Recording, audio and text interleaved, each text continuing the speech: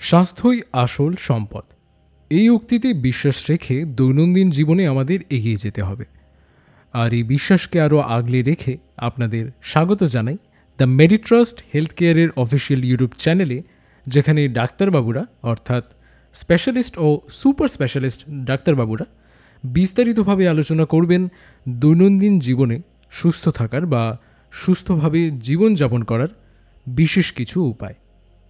আর এই সংকল্পকে দৃঢ় রাখার জন্য আজ আমাদের সঙ্গে রয়েছে paediatric gastroenterologist doctor Chiranjit Gope.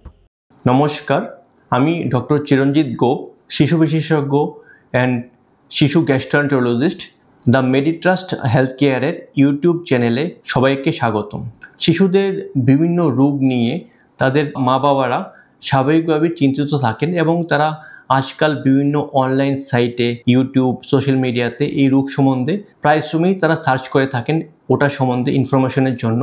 But unfortunately maximum জায়গাতেই বিভিন্ন রোগ সম্বন্ধে অনেক মিস ইনফরমেশন থাকে, যেটার জন্য প্যারেন্টসরা আননেসেসারি স্ট্রেসে থাকেন। এই জন্যই আমরা এই চ্যানেলে বাচ্চাদের কমন যেগুলি রোগ থাকে এইসব রোগ নিয়ে আমরা আলোচনা করব। আমাদের আজকের প্রথম পর্বে আমরা আলোচনা যে করব, যে টপিকটা হচ্ছে সেটা হচ্ছে নিউনাটাল জন্ডিস, মানে জন্মের পরে নবজাত শিশুদের যে জন্ডিস হয় সেটা হচ্ছে নিউনাটাল জন্ডিস। এই জিনিসটা নিয়ে আমরা ডিসকাশন করব।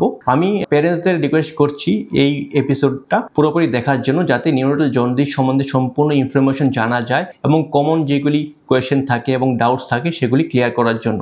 নিউনাটাল জন্ডিস কি? নিউনাটাল জন্ডিস মানে ফিজিওলজিক্যাল জন্ডিস, যেটা জন্মের পরে নবজাতকদের হয় এবং এটা খুব একটা কমন একটা জিনিস, যেটা 100 জন বাচ্চাদের মধ্যে 60 to 80% বেবিসে হয়। মানে এটা খুবই একটা কমন। 100 জন বাচ্চাদের মধ্যে 60 থেকে 80% বাচ্চাদের ক্ষেত্রে এই জন্ডিসটা হয় এবং ম্যাক্সিমাম ক্ষেত্রে কোনো চিকিৎসার প্রয়োজন হয় না। যাদের জন্ডিস হয় অনলি 5 to 10% বেবিসে চিকিৎসার প্রয়োজন পড়ে, বাকিতে চিকিৎসার প্রয়োজন হয় না। এই নিউনাটাল জন্ডিস জিনিসটা কি আমাদের বুঝতে হবে। আমাদের শরীরে যে জন্ডিস হয় ওটা বিলিরুবিন নামে কম্পাউন্ডের জন্য হয়। এই বিলিরুবিন প্রোডাকশনটা সবার শরীরেই হয়। এই বিলিরুবিন প্রোডাকশনের পরে এই বিলিরুবিনটা লিভার এবং বিভিন্ন অর্গানের মাধ্যমে প্রসেস হয়ে শরীর থেকে বেরিয়ে যায়। এই জন্য জন্ডিস হয় না নর্মালি। বাট নবজাত শিশুদের শরীরে এই প্রসেস প্রক্রিয়াগুলি ইমেচিওর থাকে, এই জন্যই প্রথম 2 থেকে 3 সপ্তাহে নিউনাটাল জন্ডিস হয়। নিউনাটাল জন্ডিস কিভাবে আমরা আইডেন্টিফাই করব, কিভাবে প্যারেন্টসরা বুঝবে বাচ্চার জন্ডিস হয়েছে কিনা? সেটা হলুদ কালার দেখা যাবে, চোখটা হলুদ থাকবে এবং শরীরের স্কিনের কালারও ইয়েলো থাকবে। শুরুতে এটা চোখে থাকে, তারপরে ফেসে আসে, তারপরে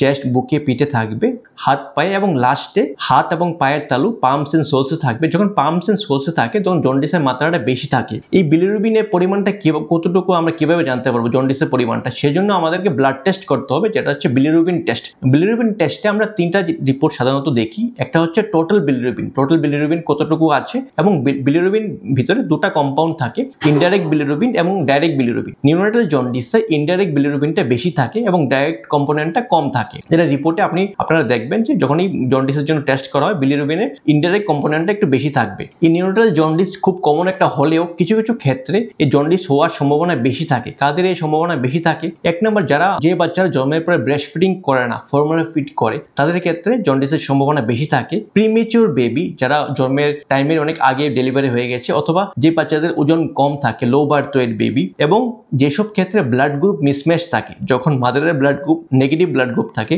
বাচ্চার ব্লাড গ্রুপ পজিটিভ থাকে, অথবা মার ব্লাড গ্রুপ যদি ও পজিটিভ থাকে এবং বেবির ব্লাড গ্রুপ যদি এ পজিটিভ অথবা বি পজিটিভ অথবা এ বি পজিটিভ থাকে, এসব ক্ষেত্রে ব্লাড গ্রুপ মিসম্যাচের ক্ষেত্রে জন্ডিসের হওয়ার সম্ভাবনা বেশি থাকে। এখন জন্ডিস হলে সবাইকে চিকিৎসা করতে হবে কিনা, এটার কমন ডাউট থাকে। না, যদি নিউনাটাল জন্ডিস হয় ম্যাক্সিমাম ক্ষেত্রে চিকিৎসার প্রয়োজন হয় না। অনলি 5 to 10% কেসে চিকিৎসার প্রয়োজন হয়। কাদের চিকিৎসা করতে হবে এটা চাইল্ড স্পেশালিস্ট ডিসাইড করবেন। সাধারণত জন্ডিসের পরিমাণটা যদি বেশি থাকে, একটা কাট অফ লেভেল থাকে বিভিন্ন ডেইসে, যে একটা কাট অফ লেভেলটা ডিপেন্ড করে বাচ্চার বয়স কত, বাচ্চার ওজন কত, বাচ্চার ব্লাড গ্রুপ, মাদারের ব্লাড গ্রুপ কি, এসব ফ্যাক্টরের উপর ডিপেন্ড করে। রাফলি প্রথম 24 ঘন্টায় যদি বিলিরুবিনের পরিমাণটা 5-এর উপরে থাকে, ডে 2তে দ্বিতীয় দিন যদি বিলিরুবিনের পরিমাণটা যদি 10-এর উপরে থাকে এবং তৃতীয় দিন যদি 15-এর উপরে থাকে, তাহলে চিকিৎসার প্রয়োজন হয়। আমি যে ভ্যালুটা বলেছি এটা প্রিটার্ম বেবিসের ক্ষেত্রে আরো কম থাকবে। প্রিটার্ম বেবিসের যদি অনেক কম থাকে বিলিরুবিন, ওই লেভেলে আমাদের ফটোথেরাপি স্টার্ট করতে হয়। এখন যে চিকিৎসা করতে হবে, কেন চিকিৎসা করতে হবে?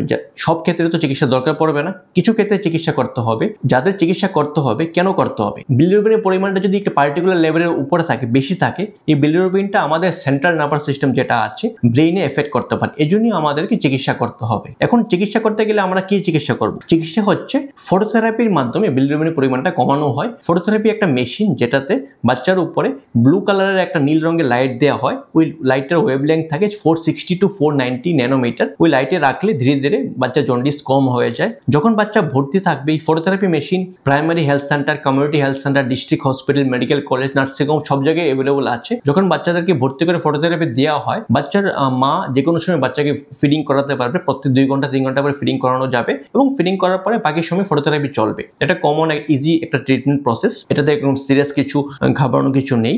এবং কিছু কিছু ক্ষেত্রেই ফটোথেরাপি দরকার পড়ে। ম্যাক্সিমাম ক্ষেত্রে যদি বিলিরুবিনের পরিমাণটা খুব বেশিও তাহলেই ফটোথেরাপি দরকার পড়ে, ম্যাক্সিমাম ক্ষেত্রে ফটোথেরাপির দরকার পড়ে না। এখন কিছু মিথ আছে জন্ডিস নিয়ে, যেটা হচ্ছে প্রথম যেটা মিথ আছে, জন্ডিস কমানোর জন্য আগের দিনে প্রায় সময় বেবিকে সানলাইটে, সূর্যের আলোতে রাখা হয়, যেটা একটা ভুল ধারণা। আমাদের যখন জন্ডিস হয় তখন আমরা ফটোথেরাপিতে রাখি, কারণ ফটোথেরাপিতে যে লাইট দেওয়া হয় ব্লু কালারের লাইট, ওটা একটা পার্টিকুলার ওয়েভলেংথ থাকে 460 to 490 ন্যানোমিটার ওই ওয়েভলেংথ, যেটা সূর্যের আলোর ওয়েভলেংথ অনেক বেশি থাকে। সূর্যের আলোর ওয়েভলেংথ 500 উপরে থাকে। এত হাই ওয়েভলেংথে রাখলে বাচ্চার উল্টো ক্ষতি হতে পারে, সানবার্ন হতে পারে, ডিহাইড্রেশন হতে পারে। এই জন্যই জন্ডিস হলে ফটোথেরাপি না দিয়ে সানলাইটে রাখা একটা ভুল ধারণা, এটা কখনই করা উচিত না। আরেকটা মিথ যেটা আছে যে অনেকেই কি করেন যে যখন বাচ্চার জন্ডিস হয় তারা ব্রেস্ট ফিডিং বন্ধ করে দেন। না, ব্রেস্ট ফিডিং বন্ধ করলে জন্ডিস হওয়ার চান্সটা আরো বেশি থাকে। এজন্যই জন্ডিস হলেও মাদার বাচ্চাকে ব্রেস্ট ফিডিং করাতে পারবেন, এটা কোনো সমস্যা না। ব্রেস্ট ফিডিং করলে জন্ডিস তাড়াতাড়ি কমবে। আরেকটা জিনিস হচ্ছে মাদারের ডায়েট সম্বন্ধে। যখন বাচ্চার জন্ডিস হয়, মাদার যখন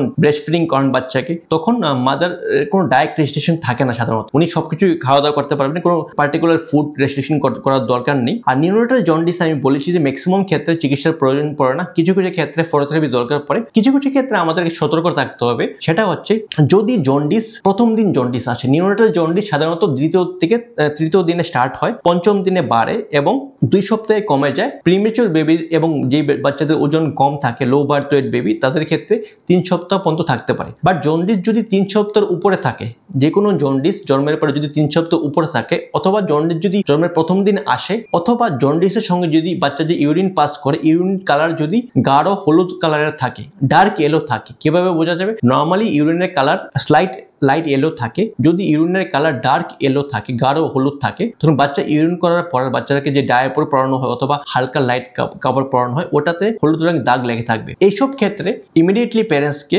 ডক্টরকে কনসাল্ট করতে হবে। এইসব ক্ষেত্রে নিউরোনাটাল জন্ডিস ছাড়া অন্য কিছু কজ থাকে, কোলেস্টিসিস অন্য কোনো কজ থাকে, এইসব ক্ষেত্রে ইমিডিয়েটলি কনসাল্ট করতে হবে। এই 3টা জিনিস ছাড়া প্রথম দিনে জন্ডিস যেটা 3 সপ্তাহ উপরে থাকে, অথবা জন্ডিসের সঙ্গে হলুদ colour urine, dark yellow urine, তার সাথে যদি পায়খানার কালার একটু হোয়াইটিশ থাকে, হোয়াইট থাকে, নর্মালি পায়খানার কালার ইয়েলো হওয়া দরকার, যদি লাইট ইয়েলো অথবা হোয়াইট কালার থাকে, এইসব ক্ষেত্রে ইমিডিয়েটলি ডক্টরকে কনসাল্ট করতে হবে। হয়তো কোনো আন্ডারলাইং সিরিয়াস ডিজিজ থাকতে পারে। এটা ছাড়া ম্যাক্সিমাম ক্ষেত্রে নিউরোনাটাল জন্ডিস একটা বিনাইন কন্ডিশন, এটাতে আননেসেসারি অ্যাংজাইটি হওয়ার কোনো দরকার নেই। যদি জন্ডিস একটু বেশি লেভেল থাকেও ফটোথেরাপির মাধ্যমে এটা ঠিক হয়ে যায়। ম্যাক্সিমাম ক্ষেত্রে কোনো চিকিৎসার দরকার পড়ে না। তো আমাদের আজকের টপিক নিয়ে ডিসকাশন এখানে সমাপ্ত করছি। আমাদের পরবর্তী পর্বে অন্য কোনো ইম্পর্টেন্ট টপিক নিয়ে আমরা ডিসকাশন করব। ধন্যবাদ।